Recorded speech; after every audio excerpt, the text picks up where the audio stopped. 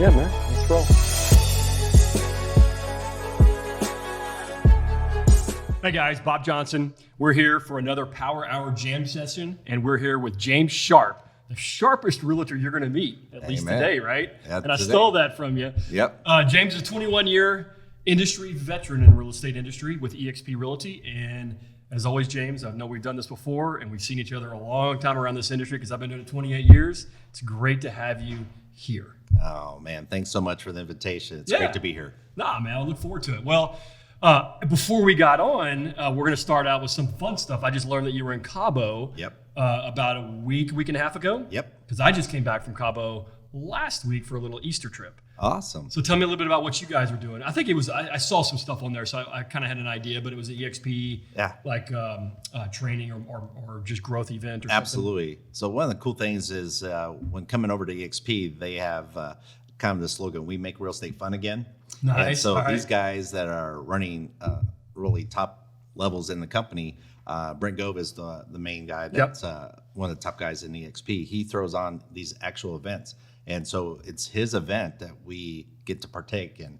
And there was about 1,000 of us real estate professionals from all over the country, actually from other countries as well. Oh, wow. And we all descended on Cabo San Jose for a week of just good in industry updates, market updates, but also a lot of masterminding. So what I found in this 21 years of doing my business, the best thing you can do is get an iron to sharpen iron. Yeah. That's why we're here this morning.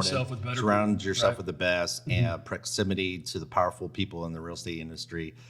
We got some really cool new tech that's coming. Oh, good. To touch on. Oh, awesome. Like really cool stuff. I'm really excited. I don't know if I could share it yet, but it's something that my company is really known for taking technology and then pushing the envelope and seeing what we could do, because we're a virtual-based real estate company with EXP. Yep. Well, I know you were previously with a really good company as well, and made a transition. What, about a year and a half ago? Yeah, about a year and a half ago. It's a year and a half ago over to EXP. So touch on that a little bit. As to the opportunities that you now have in front of you, what that growth looks like, how you're better serving your clients. Absolutely. And then also, because you have clients, you have your real estate clients, and you also have agents, I'm assuming, that you're also attracting to help them build and grow. So absolutely. Tell me a little bit about that and how that's going. Yeah, so about a year and a half ago, we had a kind of a threshold moment there. Our company that I was with for a number of years had just changed ownership hands. Gotcha. And so the guy that I had really started the company and worked with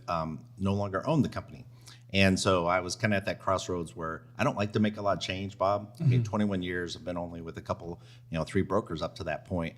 And I was just like, I want to look for something. And so as luck would have it, Lady Luck shines down at you when you are ready. Right. My best friend had just moved over from Keller Williams. Okay. He said, dude, this thing is awesome. I just met with these guys there at EXP in Orlando, Florida. Okay. I think you should check this thing out. I'm like, well, if my best friend, my brother from another mother, has told me this is a good move, I'm going to give it some credence. Gotcha. So I actually flew out to Puerto Rico, where there's a lot of people not a plastic run with EXP are over there, and I heard from some of the best people in the industry. But one guy in particular, Gene Frederick, who is a big KW guy in his years, had moved over to EXP. I had breakfast with Gene. I said, kind of tell me the skinny on this. This is the real deal. And he's like, he looked me straight in the eye. He says, James, this thing has been a life changer for me, my wife, and so many other agents. And to the point now, when we joined just a year and a half ago, there was about 60,000 agents. Bob, we're almost to 90,000 agents in a year and a half. There's not been a company with that kind of growth that we've seen. So when you joined, it was 60,000. Now and that's a year and a half. So now it's almost at 90,000. 30,000. That's a huge growth in a year and a half. And that is also global, right? Yeah, global. Because you're 24 looking countries. That's the network that you have access to, which is 90,000+ agents worldwide. And it's not a franchise, so we all have ownership, which is another big thing for me, because I've been doing this for 21 years, and having a piece of that ownership of the company that I've helped worked hard and build. Right. My success, my production helps the entire company. We're actually coming off a record year. A lot of real estate companies, as you know, last 12 months have lost money. Yeah. And we were one of the few in the industry that has gone against that turn. And I think it's a lot in part to the ownership component. Like when we collaborate, we share ideas like we're doing here, masterminding. Some of the best people have really piloted us and say, hey, we're going to be like the bison. We're going to be like the buffalo headed into the storm, and we're going to come through it faster, quicker. It might be a little painful, but we're going to be the only animals that are going that way where everyone's running away from it. Well, and I think that the model is also unique. And I watch, because I deal with and work with, I'm blessed to work with agents from all other types of brokerages as well. And to me, it's really just more about the individual, the agent, because they're my business owner versus the broker themselves, because the broker doesn't really matter to me. But I do get asked a lot of questions, and I ask a lot of questions, and we do podcasts like this with people at different brokerages, and I like to learn, right? Because I also build companies, and I like to find models that are very attractive, not just from an ownership perspective, but from the people that actually build the company perspective, right? Because those are the ones that are actually building the company that we're creating, right? And so I always ask these questions, and what I've learned is that model is it's very pro person building the company, meaning the agent, right? Or if it was me, the loan officer type stuff. And so you guys have done it right, because you're dealt really into rev share, right? Revenue share payouts. Versus a profit share, which if it's a profit, then as the owner of the company, I could dial up all the expenses I want, and there's no profit to pay out. Exactly. Big difference. And when I've seen in the last year and a half is the rev share is absolutely real. I'm getting a nice residual every single month. I call it mailbox money. It's money I didn't really, I put together a lot of effort to bring good people I want to build a business with, my friends in the industry, for example. But it's absolutely, it's paying for a staff position right now. Well, but the cool thing is, it's not coming from the people that you're bringing on to the company. Correct. So what you get paid in that rev share is not from their portion; it's from the company portion. Yeah. So you're not taking anything away. You're only building. You're only there to help build their business and help build their lifestyle, because you're teaching them to do what you're doing. Absolutely. And it's a collaboration like I've never seen before, Bob. I've been doing this a long, long time, 21 years. I have friends in all shapes of brokerages, from the very big ones to the small boutiques. And everything that I've seen here is like everyone wants to help each other. Right. I've reached out to people from all of the 50 states there. And I've also been reached out to every single week where, hey, share me your playbook for listings. What are you guys doing for open houses? Hey, what's a cool marketing idea that I can take and plug and play? And I'm having more fun doing real estate than I've ever done in my 21 years. I'm making more money than I've ever made, and I'm having more time off than I've ever had. So how's that wrong? That's actually, I think, a good trifecta. Man, that is a great trifecta, because you're not hearing that from a lot of other agents, because especially now. Exactly. Right now, all we're hearing is, oh, woe is me, interest rates are up and it's so difficult and all this other stuff. And look, a lot of it's mindset, and if you attract that into your life, that's what you're gonna have, right? Absolutely. You're gonna have that type of mindset, that type of outcome on a daily basis, and you're not gonna have as much fun. Yeah. So you're obviously doing, and outside of just being at EXP, you're obviously attracting the things that you want in your life. Absolutely. And you always have, because you're big into going to masterminds. I know you fly to Cali a lot to do a mastermind and stuff. So you're doing the things that are not only good for others, but it's putting the right things, I guess, in your life that is making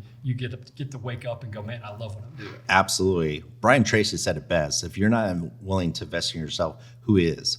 Yeah. And his big takeaway is like, hey, take 10% of what you want to make in a year and put that into personal growth and development. And if you reinvest that money, and so I've paid hundreds of thousands of dollars, Bob's, over the year, but it's returned 10x, I promise you. And I've been lucky to see some of the best presenters, from the Tony Robbins, the Zig Ziglars, Jim Rohns, Brian Tracy, Brian Buffini, so forth, Grant Cardone, all these wonderful guys there. That's just, it puts you in a different thinking category. When you have the ability to believe it and conceive it, you can achieve it. You can achieve it. Yep. Yeah. Absolutely. And I think, you mentioned one guy, Grant Cardone. There are people that you want to go see or listen to or follow that maybe get you out of your comfort zone. Yeah. Would you say he's one of those guys? Oh, he is definitely one. You hear that cat in person, it's not like you can't help but just kind of get on the edge of your seat. At least when I saw him live, they had him out. He's actually affiliated now with his wife, Alina Cordone, to be a part of EXP. She's actually an agent with EXP. And sharing the experience that he's had and just the growth he's had, because he had a lot of naysayers and stuff.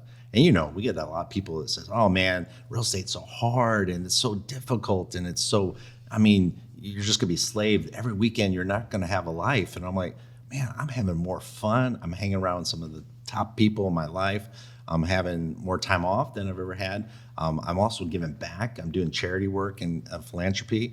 And I'm just creating a legacy for my kids and my family and stuff that's second to none. And real estate's been very good to me, I say. Yeah, and with all that, wrapping it up, saying that you've also positively impacted probably more people's lives by having that type of mindset and doing what you're doing and stretching yourself than just staying status quo. Absolutely. Just saying I do real estate. Yeah, right? Or just being that normal, you know, I'll sell the 4 or 5 homes a year as the average real estate agent. I said, no, I don't believe in that. We've helped over 2,000 families in 21 years. So we'll help over probably 130 families this year, Bob. And it brings me joy every time, like last week, giving the keys to the first-time home buyer. Yeah. And they were just thrilled. I mean, goodness, they didn't think they could ever get out of the rent race, you know, where I'm going to pay the rent. And that rent was going up and up and up. And I'm like, no, now you got to own a piece of the American dream. Well, so let's kind of transition from that into your personal production now and everything, because I think that's really important to hear and for people to understand. These are first-time home buyers that are buying for the first time, and we hear all this discussion about, well, buyers aren't going to be buying because of interest rates are being so high. Well, correct. First off, the rent they pay is 100%, right? The rate the rate they pay is 100% because they're renting. So anything below that is a win for them. Absolutely. But it really is more about, you know, the how it's changing their life and the conversations that you're having with them and why they're making decisions. So kind of speak to that a little bit. Why did they get to the point, or how did they get to the point that they said, you know what, I want to buy and now's a good time? Absolutely. Well, you know, it's something, I think it's almost endemic of what's happened in our society there, where home ownership has fallen to the lowest levels in recent history. And I think a lot of that has to do with, I think there's a lot of misinformation out there. I think there's a lot of folks that kind of, you know, shoot down people's dreams about owning the house. Absolutely. You don't need to worry about that. You need to be around the center of activity. You need to rent, you know, and do that kind of stuff. And there's, for some people, that's their modus operandi. That's fine. Go for that. But for me, I think so much of our American dream is being lost, and that a lot of people think it's out of reach. Oh man, you need $1 gazillion to put down on a down payment. No, you don't. Right. You know, you need 20% to put down. No, you don't. Right. You need perfect credit. No, you don't. Right. You know, there's a lot of You stuff. need to buy when rates are at 3%. No, you don't. That'd be great if you can, but you know, there's still excellent rates right now where they're at. And one of the things I think too is we're seeing a tide. It's kind of like a movement, and I'm wanting to kind of spearhead this movement with some really good friends at EXP of all things.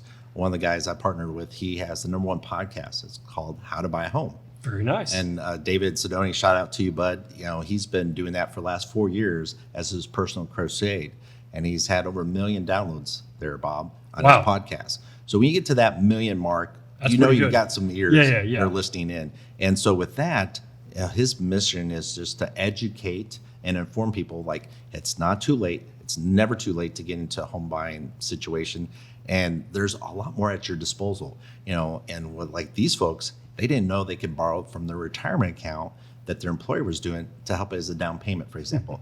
And you see this all the time, man. Hey, or, you know, I had the other couple, it's like, hey, they got a gift from mom and dad. Mom and dad wanted to help the kids get in the house, so they were able to give some monies to help with the down payment. Yep. And he's like, that's very practice too. We can source it, easy peasy.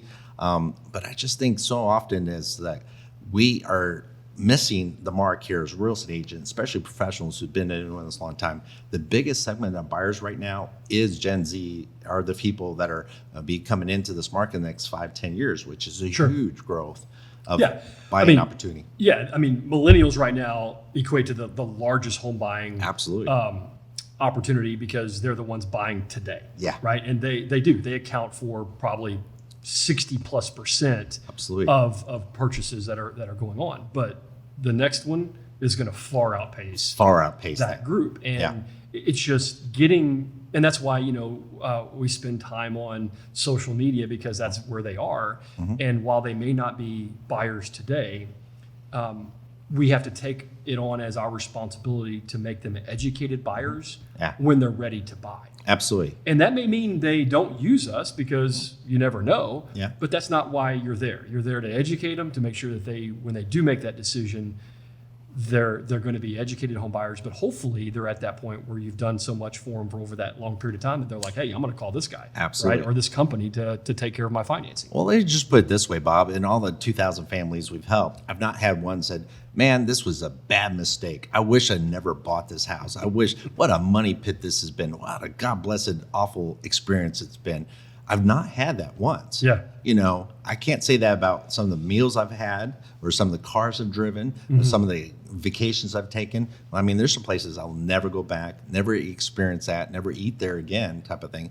But with real estate, it's kind of an interesting deal. It's that, it's a big investment for folks. And so I'm telling people all the time is like, hey, when's the best time? Right now. What was the other best time? Well, 5 years ago, 10 years ago. But, right now where you're at, man, this is the best time to get into this market. Yeah, to do something. and using a real estate professional, I mean, what you guys Absolutely. are doing is you're making sure that while you can't guarantee 100% of everything, but you're making sure that they're not buying a money pit. Exactly. Right? You're bringing things to life like that they may not see if they're just doing it on their own, especially Correct. if they've only bought one house or they've never bought a home. Yeah. Right? I mean, you're there to be kind of overseeing all this so that they're saying, okay, hey, this is actually a good house to buy. It's a good play. And you and I have kids, older kids now that are getting out of the nest and stuff. And so my big education for them is, hey, you guys can do this. It's not too early. Let's start working on your credit. Let's start working up, building you a down payment, Yep. kind of program and get them financial literate. I think there are school districts and the school system as a whole, it didn't do me any favors growing up. Yeah. There was no push of buying a house and doing that and stuff. And I was the forever renter too. I would say, over a dozen years, over 100,000 in rent that I have nothing to show for it. Buy my first house, the first house I bought, I made $80,000 Yeah. in return. And I'm like, that was pretty cool. And that was all legal. Yeah. That's crazy. Yeah, well, Yeah. I mean, for me and my wife, it was the same thing. I mean, it was the greatest wealth transfer for us because Correct. we didn't have any money. I couldn't buy my $60,000 home the first time I bought a house, right? I had to borrow money from our grandparents. I had to get them to co-sign. And Yeah. that's the way it worked. And I had just got into the business in 1996 when I bought my house. Wow. But when we sold it 2 years later, we had over 200 grand. That's crazy. Right, that we Yeah. had profited from the sale of that house. And, granted, it was a little $60,000 house. You're not gonna, I mean, it's kind of hard to find those today, Yeah. but that was also, 20 something years ago, Yeah. right? 26, 27 years ago. So, but that transfer allowed us then to go buy other homes. Yeah. It allowed us to invest in starting up a company. It allowed us to do other things. And so that's why I always am a big proponent of education and making sure these home buyers understand that it's not about the rate. Yes, the payment is going to be higher, and that's going to reduce the amount that you may qualify for, Sure. or your usable income and things of that nature. But it's more about the true understanding of how you're going to build wealth in this market and being comfortable making the decision to buy something that's not going to be your forever home because it Yeah. never is. Right. Let's say I'm buying a 30-year home, buying this, I'm going to live in it for 30 years. You're out in 7 years, right? Yeah. So you got to look at it as it not being your forever home, and then making the decision to buy, and then making sure you buy it right so that you can end up selling it correctly because that's where Correct. your money's going to be, Absolutely. and then go do it again. Do Absolutely. it 3, 4, 5, 6 times. Or in our case, we've done it 12 times. Yeah, I'm the same way. And what I found too is I have to watch my gain so much because, when you hit those limits, Yeah. the capital gains thing, I will actually get out of a house and just get me into another house so I can redo it again. Yep. And do that, live in 2 of the last 5 years in a primary resident where you can get as a single individual up to 250,000 in capital gains. Married couple, it's 500,000. 500,000, yep. So some people think, you buy it for life, 30-year notes and all this stuff. I'm like, no. the average, is in about 7 years, and they're turning it. But one of the things I would say is one of the biggest eye openers for me is just seeing the wealth chart. When you look at the wealth of and the net worth of a person that's owning a home versus a renter, there's such a disproportion. You've seen it all the time. 40%. You're 40%. Your net worth is going to be about 40% higher as a homeowner than as a renter. Yeah, and you see Right? it all the time. People come and apply and say, "Hey, Bob, I want to buy a house." You're like, "Okay, this might take." Well, I mean, we talk about three things in our high trust calls when we're talking with clients. It's always around credit, cash, and capacity. Yeah, Right. So most of the time, we're seeing buyers that they are more educated right now, and just individuals, millennials, Gen Z, whatever. They're understanding credit a little bit better and the importance of maintaining good credit. Yeah. Right. Paying your bills on time. Little things like that. There are those times that we have to have the conversation with them, which is how important is owning a home? Because if it's really that important, then you need to pay your bills on time. yeah, Right. You need to make the minimum payments. You need to do this thing. You're going to get married. You need to have a credit conversation with your potential spouse. What what a concept! I know. Is. I mean, Yeah. I didn't. We didn't know that stuff. But now I think people are starting to understand why that's important. Yeah, The cash piece, the capacity piece, is the job and how their ability to repay the loan. People are still in good positions. I mean, they're making money now. They may not be making the money on the homes that they want to buy because they have this vision of a $700,000 home as a first-time home buyer, when in reality we need to step that back a bit. sure. But it's really around cash. Yeah. And a lot of that is they just haven't had time to save. So unless they have somebody that's giving them the money, meaning a family member as a gift, like you mentioned, Yeah. do they have any in a 401k that they could borrow against? Do they had time to save that money?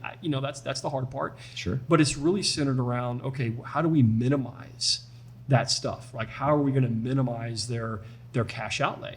And right now, at least, I know inventory is still low and there's still buyer activity, which means there's still that pressure on supply and demand. Yep. But it isn't as great as what it was obviously during the pandemic, or as much as it was even last year. I think we're starting to see sellers be more realistic on their price. Yep. And we're educating the consumer a little bit more, saying, look, don't worry about discounting the price so much. Let's talk about the most important thing is your lack of cash, and let's go in at a full price offer because you can afford the payment, and then ask for seller concessions. Yeah. Right. So we're minimizing the gap of what their exposure is. Yeah. And then we're maybe only looking at 3 or 3.5% that they need. Yeah. Right. Of the Absolutely. purchase price. And if we can't even get that, then there's down payment assistance that we have to go to and pivot that way if they're in that that boat for qualifying. So Absolutely. they're getting in for no money, right? If we can get seller contributions. Well, I always say this right now, especially is, the best defense against a recession, which we're all in when this is being recorded in 2023, is to own a house and have a fixed As a payment. fixed payment. Yep. And people they kind of hear that and it goes kind of out one ear and out the other and stuff. But I'm like, hey, have you guys noticed who are renting right now? What's happened to your rent the last couple of years? It goes up. It's gone up, and it's gone up a bunch. I mean, I own rentals myself. I run a lot of leases through the company. We'll do 40, 50 leases in a year. And every single landlord, every single time we've been up their rent, 100, 200, 300 bucks a month. Yep. And that's done for the last 3 years. Yep. And it's been unprecedented. I mean, some of the growth of rent. I mean, I've seen averages in our market of over 25% rent increases last couple, 3 years. That's unprecedented. So if you were able to get in a fixed rate and a fixed payment, boom. Payment stays the same. Yeah, payments stay the same. Yeah. How beautiful is that? I mean, your minor adjustments could be to property taxes or homeowners insurance and things little like bit. that, but it's nowhere near what you're seeing at 25%. No. Plus, we're not even 20% talking rental about increases. appreciation either. You're not talking about. I mean, that's where the net worth comes in. I mean, guys, you have two things that work in your favor and your benefit for for net worth. You have a home price appreciation, which is basically you bought the house for $500, now it's going to be worth $700,000, right? That's $200,000 in appreciation that you gain in your net worth. But you also have your principal reduction, which is every time you make a payment, more of your money is going towards paying down the principal balance. So that ratio starts to grow and get wide, and that's what's increasing the net worth. Where when you rent, it's flat. Yeah. You don't get any principal reduction because you're just paying the mortgage payment, but it's called rent, and your landlord is getting both of this, which is the appreciation and the Absolutely. principal reduction. Yeah, it's something. It's a game, and if you're on the rent game, it's a treadmill. You just keep going and going and going. Just know that hey, in 5-10 more years, it's going to even be more expensive to rent. So there was a point to me where that whole thing of hey, when's enough? When's it uncle moment? Yeah. Or you say uncle, like the Sailor Taps when you were a little kid. You're like, okay, I can't take no more. I'm not going to take this anymore. I'm going to fight. I'm going to struggle. When there's a strong enough why, you figure out the how. Yeah, And I you've agree with had that. many a buyer, I'm sure, approach you and say, hey, I'm wanting to do whatever it takes, Bob, to get a mortgage. And there's usually a program or usually an option at that point then. Yeah, and a lot of it is, you mentioned about the hope the other time, and our job, it's really never to kill that. No. Right? We We're can't- hope we dealers, can't- bud. Exactly. We can't suppress hope, but we have to also be realistic with Yeah. people. And we have these conversations, and we do what's called a home loan analysis. And after that high trust call, we're talking about numbers. And we're saying, look, if you're wanting to purchase this $350,000 or $500,000 or $150,000 home, here's what it's going to take. Yeah. Now, here's where you're short. And I've been around 28 years. Hopefully, we're around another 28 years. Look, if you're not buying today and you're going to buy next year, let's just make sure you're on the right path. Yeah. And let's make sure you have a clear, lit up path that you can walk down every day. So, what does that mean? Okay, you're going to have to start saving money. If you don't have anybody to give you a gift, right, or this, that, or the other, then we're going to have to start saving money. Yeah. And this is how much you need to save on a monthly basis. This is what you need to eliminate from your monthly expenses, Yeah. right, to get to that point. And so we get to have more strategic advisory type calls with these clients and help them walk down the path. Now, when we hang up the phone, the last thing we say is, look, you're going to have to take the steps. Yeah. You have to put one step in front of the other because we're not going to be there to walk you down the path. Right. Right. And if you do these things that we've There is laid a out, path. there is There's a a way. path, and there is a way to get into home ownership. Yeah. And those are fun calls because when they do come back, Yeah. it's very rewarding to know that okay, hey, we had a part of that, Yeah. a part in that, and they're buying, right? Yeah, one of my most recent ones, 4 years ago, a guy approached me. He's like, I'm being relocated to work in Dallas, to Plano, actually, with Toyota Motor Company. He says, I've been just thinking I could spend $2,200 a month. I'm like, cool. And he's like, I just want to look at rentals. I'm like, hey, that's cool. I'm happy to show it. I said, have you ever considered, though, taking that $2,200 and buying a house? Yep. He's like, no, I can't. No. He's in his early 20s. He's like, no. He looks at me. I'm like, hey, just for shins and grins. I showed him a day of rentals. Right. And I showed him some first-time home buying options, some starter homes, Yeah. nothing too fancy. Yeah, exactly. But he's like, you know what? I kind of like that idea. You think I can get this? And so I hooked him up Yep. and we got the approval and we went out and found him a great house. 4 years later, I call him up. I said, man, that house that we got you, that's a starter home, $200,000. He's made $250,000 in equity.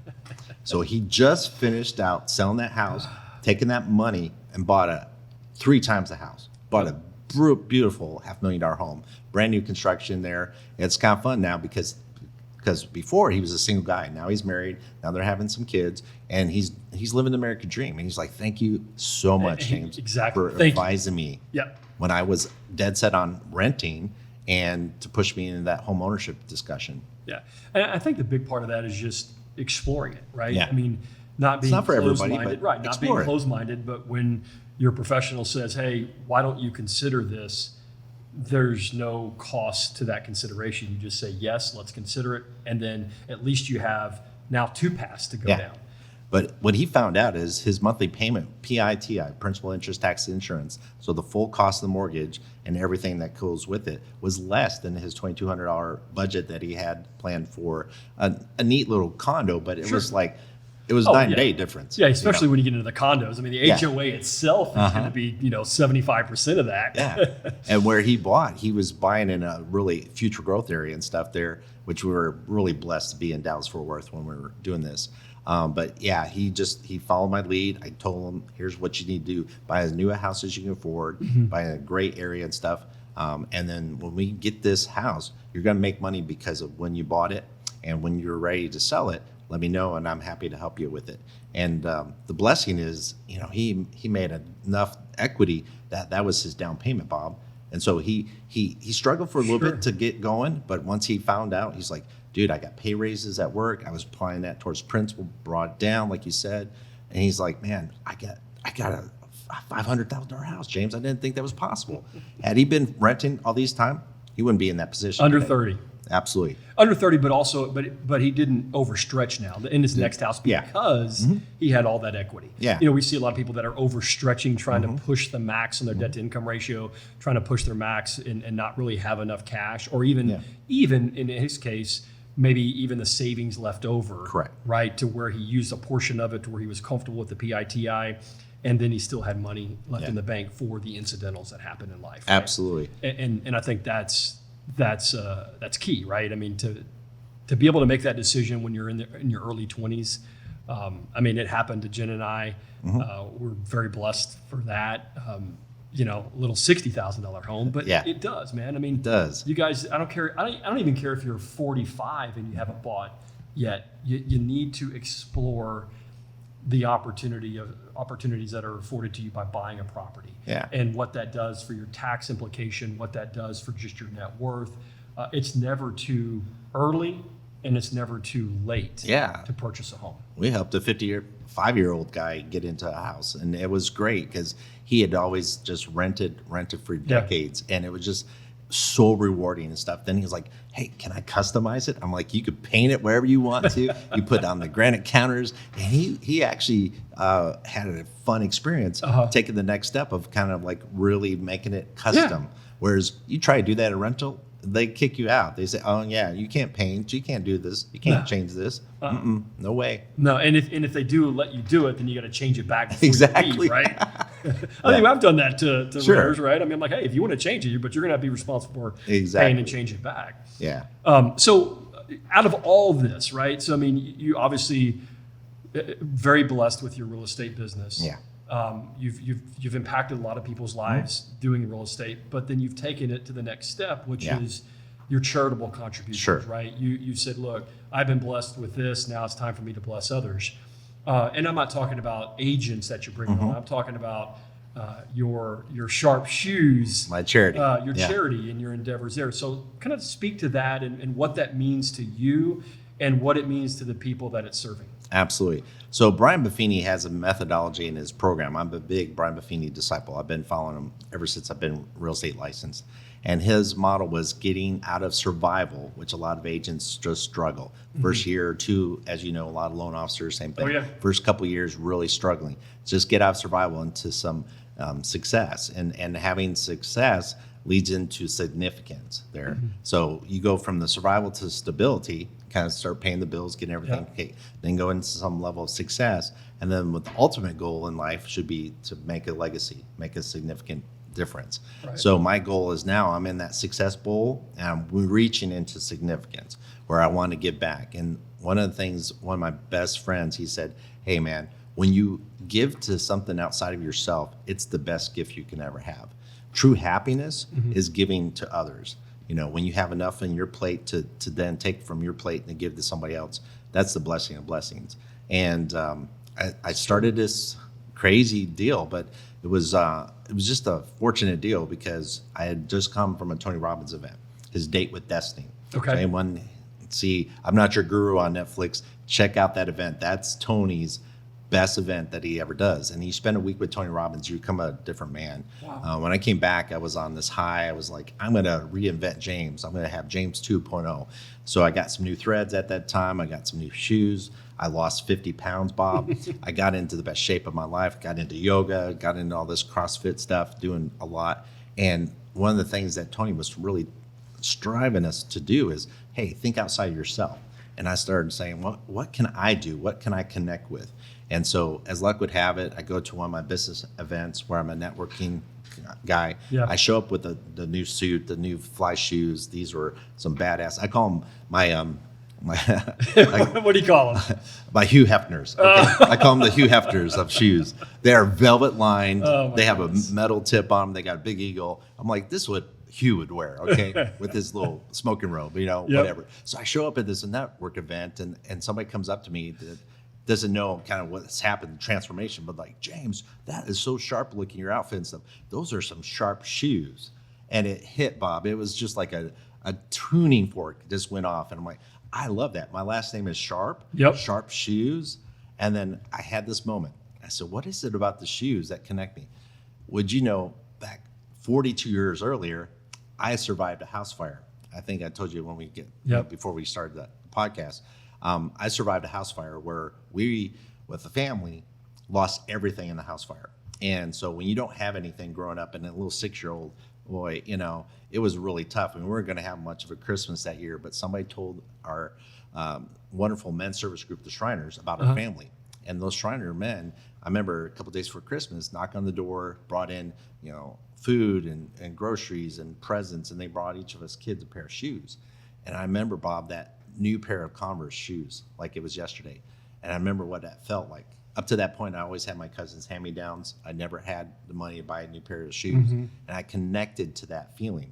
So all these years later, now I've got some good success happening. I'm doing well in real estate. I can buy all the shoes I want. I'm reconnecting. Every time I put on a new pair of shoes, I'm connected to that little 6-year-old boy, James. And then I connected with somebody who was outside of me, because Tony Robbins has this same thing where he had somebody bring them Christmas or Thanksgiving, actually, meal. And he never lost sight of somebody outside of him, didn't know him, blessed him. And he said, that's the really spirit. This true living your life is the spirit of giving. So I connected, and as luck would have it, I got invited to go to the City House's big gala. They were raising some money that night. The City House is a wonderful group in Plano, Texas, where they help teenagers, get them off the streets, rehabilitate them, get them to trade schools, work, and so forth. But they were saying from stage that they needed a bunch of shoes. And so, again, tuning fork, Sharp Shoes over here. I remember back 42 years earlier, this wonderful service group that gave us shoes. And I said, I can do this. Okay. And I reached out to the director of the City House group, and I said, hey, I was at your gala. I understand you guys need some shoes. How many shoes are we talking about here? And that sweet lady, I'll never forget her. She goes, I need about 80 pairs of shoes, James. I got all these kids. We're taking care of anywhere 80, 100 kids in the houses. And we just had a director's meeting. We don't have the funds in our budget to buy these kids these shoes they desperately need. I said, I'll make it happen. And she's like, what? You could have heard her pin drop. She's like, what? And then she started really getting emotional. Like, really? And I said, ma'am, you give me the sizes. Tell me what you need. I'll go buy it. And so I didn't know what I was getting into. Apparently, there's differences in men and girls' sizes, boys and girls. A size 13 little toddler is different than a big boy 13. Yep. I learned all this stuff. I'm like, okay, whatever. But I went and bought those 80 pairs of shoes, and I had a fun blast doing it. And I'm going, and I'm telling my friends about it. I'm like, dude, I'm going to help this group out here. You want to help me? They're like, yeah, sure. Here's $50, $100, or hey, I'll buy some shoes, bring them to you. And collected, we not only collected 80 pair there, I collected another 420 pair. We had over 500 pair collected. That was December of 18. And over 500 pair? Yeah. And you called, and they said we need 80. Yeah. And you're over 500. I'm over 500. And how long did that take? What it was is I noticed something there, and I challenge anybody listening to this. Okay, next time you see the little collection bins around the grocery stores, Tom Thumbs, whatever, it will say, hey, we want clothes donated here. It always will have shoes as another item that is very in demand. So I started calling around, and I called service groups. And I'm like, hey, this charity, this group, and stuff. And then I just kind of put it out there in social media. And up to this point, Bob, I had kind of built up a little collection of shoes. So I've been kind of known already to have some fun shoes. Yeah. I took to social media and I said, I'm going to kind of put a little more effort on this. I don't want to put a spotlight on this. I did my 12 days of Sharp Shoes that year. And that first December, from December 1st to December 12th, I went in my closet, pulled 12 of my favorite pair, and I just said, hey, what do you think, Bob? Does this have what it takes to be called Sharp Shoes? The ones I'm wearing today are actually a pair of the shoes from last year that were the top winner in social media. Yeah. And people vote, and then I would take put a campaign together. I'm like, hey, if you think these are cool, wait till you see what I bring next year. And then, hey, by the way, there's a message behind the shoes. It's not just the flash shoes. Sure. It's actually helping kids who can't afford these shoes to get them into new shoes. And so I collected all these 500 pair, Bob. I'm having a blast distributing them the week of Thanksgiving. Week of Christmas. Right. And I'm connecting back to when the Shriners had that probably same joy Yep. of bringing Christmas to this family that was struggling, this family that has nothing. And I'm giving all these shoes to men's groups, service groups, homeless shelters, elementary school age kids. All these 500 shoes got distributed. And it was going into Christmas Eve that year. And I called Mama and I said, Mama, hey, guess what? Because she's not following me on social media. She doesn't. Mama's like, whatever, Facebook, whatever, it's Facebook. But I said, Mama, I've been taken to doing this. And I said, I just did this. I said, do you remember when the Shriners did that for us 42 years ago? She goes, I don't. I said, come on, remember? Oh, yeah. She brought it back. And I think it was such a bad moment. Bad moment, yeah. She kind of blocked it out. Yeah. And she goes, yeah, I remember that. And she goes, I'm so proud of you, son, for doing that. I said, Mama, it makes my heart warm, and I can't wait to celebrate Christmas.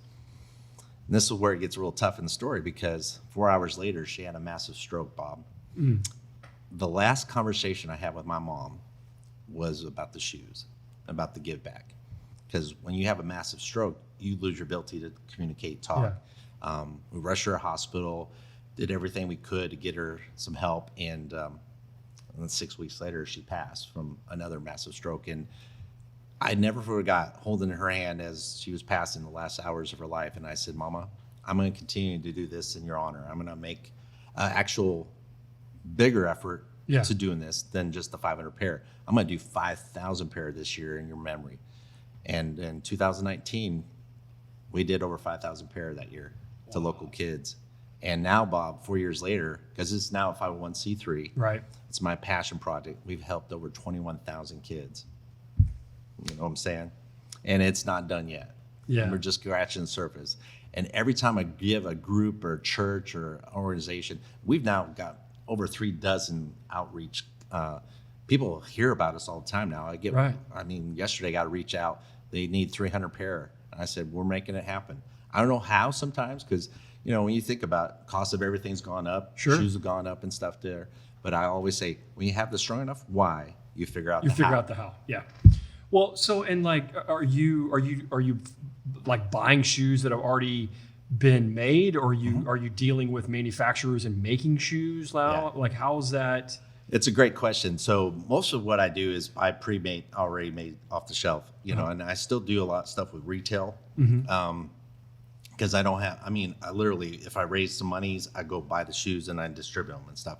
But if you go to my house right now, I got a little Payless shoe store kind of running upstairs. It's kind of funny. My kid's like, oh, really, Dad? But I have all the shoes in all the different sizes. So if a family comes to me or school needs, we're helping like Frisco Threads, for example. They run a wonderful organization there at Frisco ISD. They've had people that come in throughout the school year that need shoes and socks and clothes and stuff. So I've helped them with the shoe component. So anytime they need shoes, 70 pair, 100 pair, whatever, I put them together, take them over and stuff. So we're in the works right now, talking to some folks at Nike and Reebok and some of the other big companies that hopefully get some other, give backs of, hey, these shoes have been mislabeled, done, but they're still functional. Can be 100%. Used, can't be sold, but having those repurposed for a charitable outreach. So we're in the process of doing that. Good. I've had some wonderful people reach out to me. I've had some people as of late to help set up endowments and so forth to make this a going concern. So it's been pretty fun. I've been doing this as a full-time real estate agent. So this isn't my real estate is paying the bills and is also funding this charitable work. But the wild thing is, Bob, in the last 4 years I've been doing that, my business is quadrupled. So you put it out in slices, it comes back in loaves. And sometimes they back up the delivery truck with the bakery goods. And it's been fun because I met some amazing people, helping a lot of groups, and it's all been word of mouth. It's all been grassroots. You're an amazing guy, man. That's a great story. Obviously very touching because of the conversation with your mom. Yeah. But I think that you have found a purpose. Yeah. Mm-hmm. And that purpose is we all need it, right? We need purpose in our life to drive us, because none of this is easy. No, right? doing what you're doing, whether it's real estate or sharp shoes, it's not easy. It's not easy. This is a business that can churn you out and spit you out there. But when I feel like, man, I don't want to make the calls today, I don't want to follow up with that, I don't want to get that tough conversation with that seller, I just remember these are kids that are needing shoes right now. Get off your duff and make it happen. And so when you have that strong why, the how just kind of appears. And then it's kind of wild because as I've opened up new opportunities there, more people have gone in there to fill it. And it's a wonderful deal because now when we do like our events for our clients and stuff, we just did a big Easter Sunday event. You know, we had the Easter bunny pictures with the kids and all that stuff. But I had people bring in shoes to the event. And that was so cool because I said, hey, these shoes are immediately going to go on kids' feet in our local Metroplex. Is that where most of the shoes go? Is in the local? Though I have reached out to folks in Mexico. Okay. I have a group in Mexico City, a charity. It's a wonderful group there, and every year, one of my good friends takes the shoes down there to Mexico City as a part of outreach. So they need like 30, 40 pair, and I make it happen for them. And we've done it in other states and stuff too, but mostly everything's local here in Dallas-Fort Worth. Wow, that's awesome. Yeah. So what's next for James? Oh, man. I mean, it doesn't seem like there's a lid on any of this stuff. No, Which I love. So Yeah. where are you headed? What's going on? So one of my big things, you know, I had this this guy, you know, he kind of challenged me to think a little bit bigger with the sharp shoes. So he was like, man, if you could just go crazy big, your grand audacious out there goal, what would that be? And I said, let me think here. That would be 1 million pairs of shoes. So Bob, one of the things that's happening is that I'm finding opportunities to make that happen. Now that's not a small goal. That's a lot of kids' feet. That's a lot of shoes, you know, if you think about it. But before I die, I want to have at least 1 million kids with new shoes. But personally, you know, I'm trying to get my kids graduated out of colleges and stuff there. My daughter's graduating next month, University of Hawaii. Nice. So go Karas. I'm so proud of you. And then my son is graduating from high school. So I'm almost empty nesting. So to me, the next part is to get into travel more. I want to see the world. My goal is 50 sunsets, 50 countries before I turn 50. COVID had a little monkey wrench in there. So I've said, well, before 55, I could do that, you know, because I got a few extra mulligans in there. But seeing some more of the world and stuff is definitely so on the 50 horizon. sunsets. Documented sunsets in different countries. 50, okay, yeah. Gotcha. So that was kind of a fun thing, and I'm just having a blast doing it. What I do best here, which is I really feel like, you know, running a dynamic real estate team. I'd love to have this team be, you know, self-sufficient where I don't have to be in production every day like I'm doing. Kind of run it and bring more people on the journey. That's my goal too. In the next 5-10 years is really bring other partners into the business that.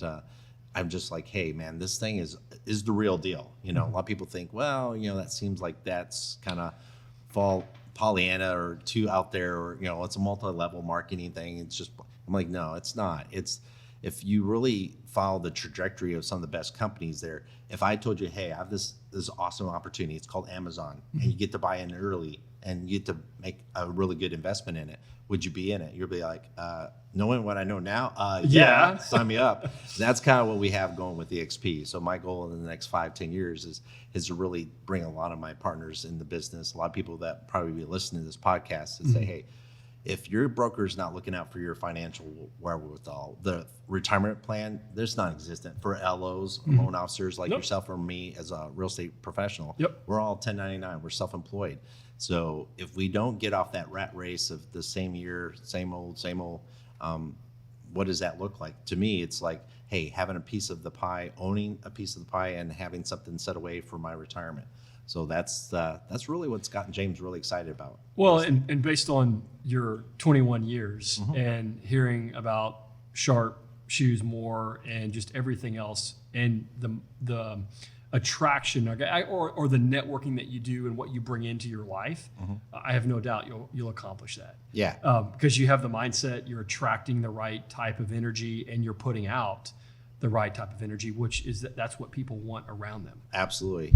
So yeah, much success, much luck on that success to building out that and teaching others to do the same. Yeah. Because it's one thing for and you know, guys and girls, they need to understand that it's one thing to want that. It's another thing to actually work to achieve it. Sure. Right. Because just because you want something doesn't mean you're going to get it. That's right. And whether it's the charitable piece, it's closing enough business, or it's building the proper attraction piece to get agents to join, right? What you're building, you got to work every day at it, and it's all daily activity will lead to annual results. Absolutely. And then, it goes without saying, one of the things that's kind of missing in my life is a Mrs. Sharp. So she is out there listening. Hey, I am very single, very available. Guys, Well, there's a lot of things that we try to do on podcasts. I mean, we hopefully maybe we could get this guy married. and give me a referral. Yeah. Would it hurt you, Bob? No, it's all good. I've had a blast. It's kind of wild dating in 2023, though. Let me tell you, but not for the faint of heart. But I was telling the guys before we roll the cameras and stuff there. Real estate's been a very interesting business too. Like selling the house next to the cemetery. Having the haunted house story. I actually sold out haunted house. Okay. Stuff. I mean, this. like a haunted house. Like how do you know? Legit. It was haunted? Like seismic activity was happening inside their voices, doors closing. It's like, oh my God. And somebody bought it? I did sell it. And they were good with absolutely. We're totally good with that. I just said you might hear some stuff at night. So, it's an industry though that I think it's really equipped me for life. You meet all walks of life that come into your office and call. Oh man, the conversations that we have with people. It's I mean, amazing. Yeah, but what you find, I mean, there's common thread in all of us, right? Yeah. I mean, there's always the same things that come up, at least in the conversations I get to have, and you get to hear a little bit about their story, right? Sometimes I get into stories I never even want to be part of because they just keep talking. Sure. But that's what I'm there for at that point. I'm there to be a sounding board and listen to them, and it's crazy. I mean, like I have had conversations where the spouse is saying, "Hey, don't mention this credit card," when you're looking at a credit report. And I'm like, you can't do that's that. not my job. I mean, my job is baby. to show everybody it's transparency, show everybody what's on the credit report and Like, I mean, not everybody, but the spouse, right? Yeah. You're going to have to handle that conversation, not me. Absolutely. But one of the cool ones was I got to recently connect with one of my first-time home buyers. Actually, it was a home seller when he approached me. This was my first year in the business there, so over 20 years ago. And I was green as all get out and stuff. So when I went to him and stuff, I told him, hey, I'm a hard worker and I'm going to do everything I can to sell your house. Even though it's on a busy street, it's going to be really tough to sell. I did. And I took that challenge on. And I sold that house and I stayed in touch with him over the years. As he bopped around, he moved to California and so forth there. But he reached out to me last fall and he says, hey, James, you probably don't remember, but this is Stan. I said, of course I remember you, man. Oh my gosh. He's like, I never forgot how professional you were, how you walked me through everything from step to step. He says, I'm ready to come back to Dallas and I want you to be my agent. Or if you got, a team, I'd love to work with one of your members of the team.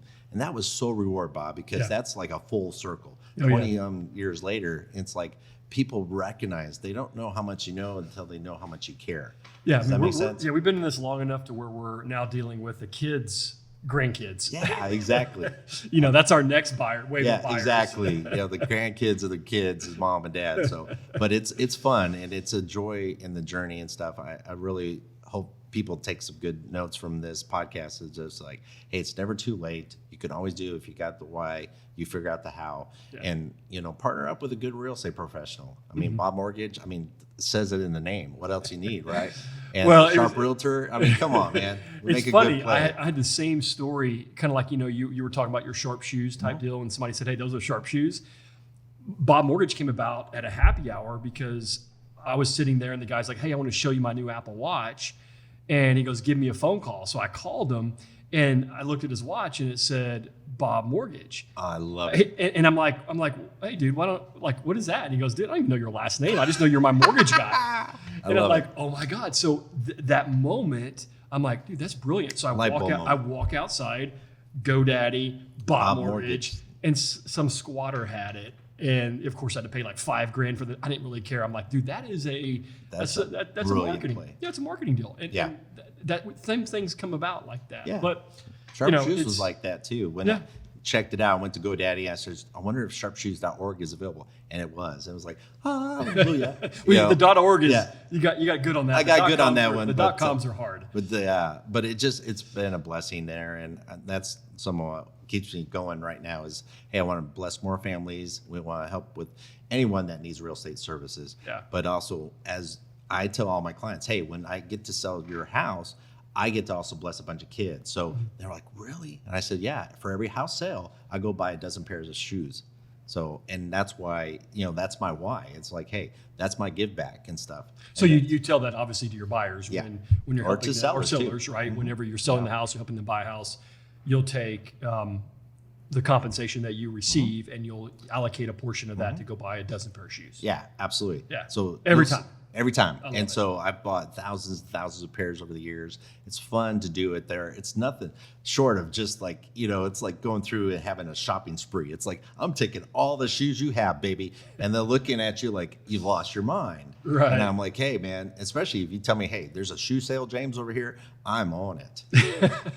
I'm on it, dude. I'll be searching for shoe sales. Yeah, there you go. Well, man, this has been fun, bud. Yeah, no, I appreciate it. Thanks so much for coming Appreciate on. Guys, thanks so much for giving us the most valuable time you have to give, which is, obviously your time. And Yeah. we certainly appreciate that. Hopefully you'll find something that James said valuable, not only in business, but in your life. He obviously had some great takeaways from this conversation, things that I know I'm going to go back and watch and listen to. But the big one for me is, the purpose-driven business. You guys have to find purpose in your life, and a lot of it comes from what we do every day, right? Because we tend to fund our purpose through our work efforts. Yeah. And so hopefully you guys can find something in that and go help somebody else's life, man. Go change somebody else's life and get that feeling of what you get to experience when you give. Yeah. Right. Versus just receiving. That smile when I see that kid getting their new shoes and they didn't know that was even coming, to have that just makes it all worth it. It just hits your heart. So Thanks, guys. Take care. Have a great day. thanks, you guys.